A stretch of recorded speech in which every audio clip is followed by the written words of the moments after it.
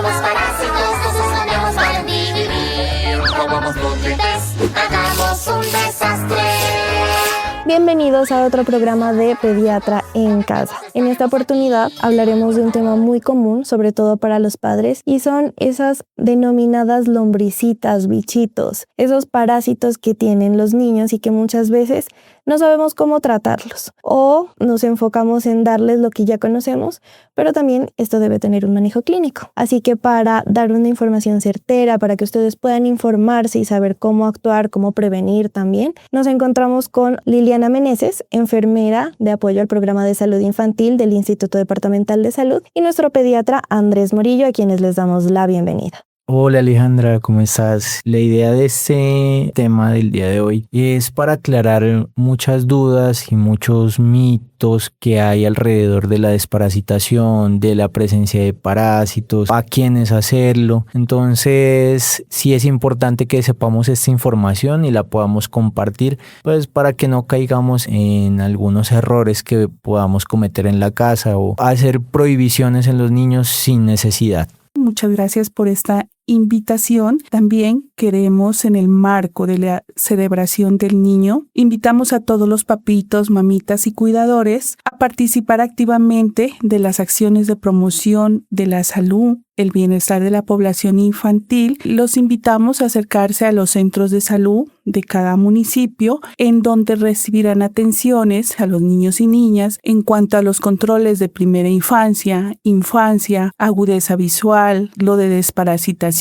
micronutrientes, higiene oral, vacunación. Estas atenciones son de atención integral, donde van a valorar a estos niños y niñas en cada territorio de cada municipio. Bueno, y es que es muy importante, justamente como lo menciona Liliana, que estamos en abril y este es el mes de los niños, ¿no? Entonces, qué mejor regalo para ellos que tenerlos sanos, saludables y con esas barriguitas felices. Entremos en materia, Andrés. Cuéntanos desde qué edades se puede desparasitar a los niños y si es necesario un control médico y acompañamiento, o los papitos pueden saber, por ejemplo, un medicamento específico para hacerlo y ya con ese se quedan a lo largo de su vida. Hay dos formas de tratar las parasitosis. Una es evitando que nos dé parásitos, ¿cierto? A los niños y a los adultos, hablando en general. Y otra cosa es tratar una parasitosis, que son cosas muy diferentes y el manejo del abordaje es muy distinto. Y obviamente vamos a hablar principalmente de profilaxis, que es para evitar que hayan parásitos en los niños, básicamente.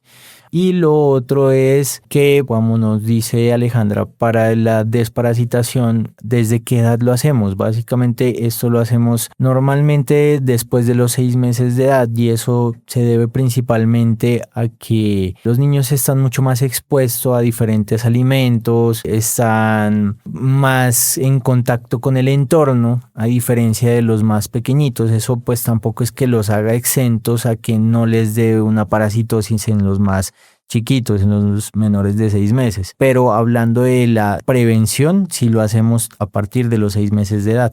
Bueno, Andrés, y justamente cómo se pueden evitar estos parásitos en los más pequeños. Aquí me surge la duda también si solo es, digamos, que esto se genera en los niños por mala alimentación o por algún alimento en particular, o también, como tú nos decías, pues el estar ya en un entorno, no sé si por ejemplo el contacto con el piso, con la tierra, en los juegos que ellos están y que no tengan una buena higiene de manos o demás, también causa parásitos.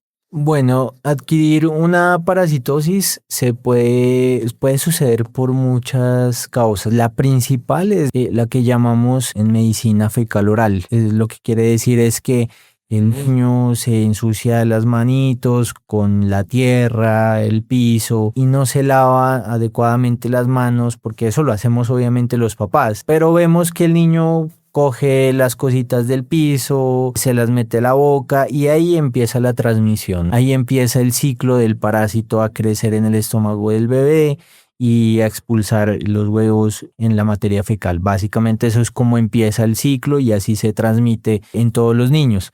Entonces, realmente esa es una de las formas como se puede adquirir, pero también se adquiere consumiendo alimentos que están contaminados, que no se lavaron de forma adecuada, Y así también los niños, los bebés van a consumir estos alimentos con los huevitos de los parásitos y va a ingresar al estomaguito de ellos y empieza nuevamente, como les comento, el ciclo del parásito. Y la otra forma es que el papá o la mamá lo transmite al niño. ¿Cómo se lo transmite? Porque no fue al baño, cogió cosas contaminadas y con esas mismas manos contaminó otros alimentos, le dio la comidita en la boca al niño y así de esa misma manera también estamos promoviendo esa contaminación y la forma de adquirir esos parásitos en estos niños también.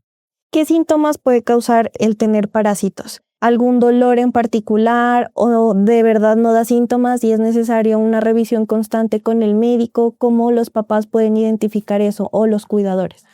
Normalmente los parásitos no causan grandes síntomas y si de pronto llegasen a causarlos son muy inespecíficos a menos de que haya una infestación de parásitos, esa ya es otro cuento. Y a veces se pueden asociar a dolores abdominales, ocasionales, presencia de diarreas, a veces también cuando es una parasitosis ya de muy largo tiempo también se va a asociar a una no ganancia de peso adecuada, problemas con el crecimiento, hasta el punto de llegar a algo tan grave como una infestación por estos helmintos que son los gusanitos, se llenan el intestino de los niños y llevan a que se estriñan, que haya problemas de obstrucción intestinal y bueno, ya el tratamiento de eso es mucho más que una desparasitación que lo hacemos constantemente.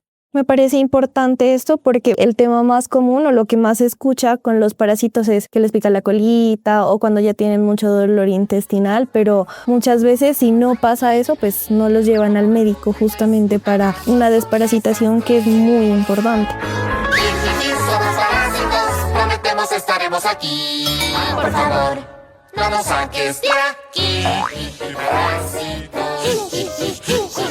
Liliana, quiero preguntarte a ti el tema de los medicamentos. ¿Cuáles son esos que las personas o los papitos cuidadores pueden utilizar justamente para esa desparasitación en los niños? Bueno, el medicamento que más se utiliza es el albendazol suspensión o en tabletas. Entonces, dependiendo la edad del niño o la niña, se utiliza estos medicamentos. Entonces, en los niños más chiquitos, menores de 23 meses, vamos a utilizar el albendazol suspensión de 20 miligramos, la mitad del tarrito. En los niños más grandes, de 2 a 5 años, se debe dar 2 tabletas de 200 miligramos. O sea, se debería dar 400 miligramos de albendazol. Bueno, Andrés, digamos que ya tenemos esta dosis en los niños y demás, pero ¿esto puede causar algún síntoma posterior a la desparasitación? Es decir, yo también he escuchado en el imaginario colectivo de las personas que evitan desparasitarse justamente porque creen que les va a ocasionar diarrea constante o mucho dolor porque están eliminando algo de su cuerpo. ¿Qué pasa con esto? Tengamos en cuenta que los desparasitantes son una amplia gama de medicamentos que se utilizan para evitar que le dé al niño los parásitos. Entre ellos, como nos acaba de nombrar Liliana, el albendazol que se utiliza en los programas gubernamentales. Sin embargo, hay otros desparasitantes que se utilizan y es ideal que un médico o un pediatra se los formulen teniendo en cuenta que dependiendo del tipo de desparasitante se cubren otros tipos de parásitos para tratar. Cuando se utilizan estos desparasitantes normalmente no causan síntomas muy específicos o graves o fuertes, sino a veces puede causar malestar estomacal, a veces puede producir un poquito de diarrea y no siempre va a ser en todos los casos. Y es sobre todo a veces que es cuando se toma el medicamento y al otro día que se dejó de tomar ya vuelve con toda la normalidad. Pero normalmente los desparasitantes no causan síntomas graves. Obviamente, pues como cualquier medicamento puede haber reacciones alérgicas si hay riesgo de esto en el niño, que es muy raro, pero no está de más resaltarlo. Bueno, y una pregunta muy controversial. ¿Los parásitos pueden causar la muerte en los niños o hay algo derivado de ello? Bueno, los parásitos directamente no van a causar muerte en los niños. Sin embargo, sí pueden desencadenar otras condiciones como deshidratación, desnutrición, que esas sí se van a asociar de forma más directa a que el niño tenga más riesgo de muerte. Por ende, es importante esta parte de la desparasitación y evitar que los niños avancen a una parasitosis grave que los lleve a una desnutrición, que los lleve a una diarrea muy fuerte, que los deshidrate, a los vómitos, ¿cierto? Y que haya que hospitalizarlos y tratar esa parasitosis en el hospital. Por eso lo importante es adherirnos a esos programas que desarrolla el gobierno para estar constantemente desparasitando a los niños. Bueno, y justamente tomando esto que nos acabas de decir de los programas del gobierno, Liliana, pasemos contigo a hablar justamente de esa invitación a padres y cuidadores para que lleven a sus niños a estos programas por el conmemoración del mes del niño. Sí, la invitación es muy clara, llevar a los niños y niñas a los centros de salud para la atención en cuanto a la primera infancia. Se realiza lo que es una atención integral de desparasitación, agudeza visual, se deriva a otros programas, vacunación, odontología. Entonces es una atención integral para estos niños y niñas. Bueno, y súper importante porque además de quitarles esos bichitos en la barriga, pues también podemos cubrir otras necesidades que puedan tener los más pequeños. Ya para finalizar, Andrés, vamos con una pequeña apartado de mitos y realidades para que las personas puedan desmitificar todas esas ideas que también hay en el imaginario colectivo. Mito o realidad, hay que desparasitarse y desparasitar a niños y niñas cada 6 meses. Eso es real y sobre todo en nuestro país es ideal hacer una desparasitación cada 6 meses, sobre todo en los niños que viven en zonas rurales o zonas donde no haya agua potable, donde estén más en contacto en un entorno donde haya mayor riesgo de exposición a estos parásitos y que sea siempre a partir de los 6 meses de edad en adelante. Mito o realidad, si no tengo síntomas o el niño o niña no presenta síntomas, no tiene parásitos. Eso es parcialmente cierto, ¿no? Como dijimos, los parásitos pueden causar síntomas como puede que no. Y si los causan, son muy inespecíficos. Hablamos de ese dolor de estómago, de la diarrea, de lo que le pica la colita, hay pérdida de apetito. Eso lo puede producir la presencia de parásitos. Y a la vez también puede causarlo otro tipo de condiciones. Entonces no lo vamos a saber, por eso hacemos la profilaxis o pues la desparasitación. Mito o realidad, todos los dulces o solo el consumo de dulces es lo que causa parásitos. Directamente los dulces no causan parásitos. Como dijimos, la idea de que se adquiera esa parasitosis es consumir el parásito, los huevitos del parásito. Debe estar contaminada los alimentos que se vayan a consumir. Y finalmente, mito o realidad, ¿ese rechinar de los dientes significa que tengo parásitos? Mira que ese es uno de esos síntomas que uno dice puede que sí y puede que no. Eso es algo muy inespecífico y no necesariamente el hecho de que rechinen los dientes cuando se duermen los niños es que están con parásitos. A veces puede estar asociado a otro tipo de condiciones.